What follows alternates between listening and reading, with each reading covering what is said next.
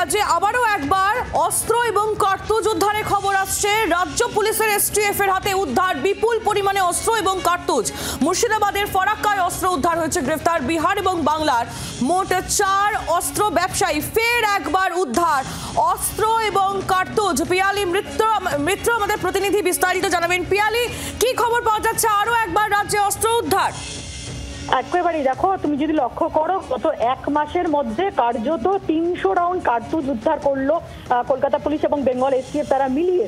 গত কয়েকদিন আগে আমরা দেখেছিলাম হাওড়া স্টেশন থেকে 40 রাউন্ড কার্তুজ উদ্ধার হয়েছিল, অস্ত্র উদ্ধার হয়েছিল। এবং আজকে বেঙ্গল এসটিএফ গতকাল রাত্রিবেলা ফারাক্কা থেকে 4 জনকে গ্রেপ্তার করে। তাদের কাছ থেকে 158 রাউন্ড কার্তুজ, তাজা কার্তুজ এবং তার সঙ্গে 9টি আগ্নেয়াস্ত্র উদ্ধার হয়েছে।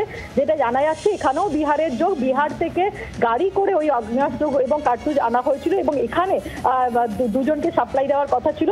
সেই ছক বানচাল হয় এবং 4 জনকে গ্রেপ্তার করা হয়েছে।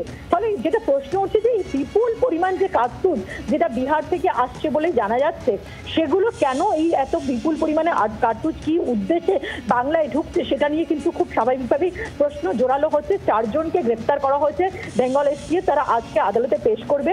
এই কার্তুজ কোথায় সাপ্লাই দেওয়ার কথা ছিল, আগ্নেয়াস্ত্র কোথায় সাপ্লাই দেওয়ার কথা ছিল, সেগুলো তারা জানার চেষ্টা করবেন। কিন্তু কয়েকদিন আগেই আমরা দেখেছিলাম যে ধর্মতলা থেকে 120 রাউন্ড কার্তুজ উদ্ধার হয়েছিল। তারপরে হাওড়া স্টেশন থেকে, শিয়ালদা স্টেশন থেকে, এবার আবার ফারাক্কা থেকে উদ্ধার হলো, যেখানে প্রায় 150-রও বেশি রাউন্ড কার্তুজ এবং 9টি আগ্নেয়াস্ত্র উদ্ধার করা হয়েছে। ধন্যবাদ পিয়ালি। পিয়ালি মিত্র আমাদের প্রতিনিধি ছিলেন আমাদের সঙ্গে টেলিফোন লাইনে।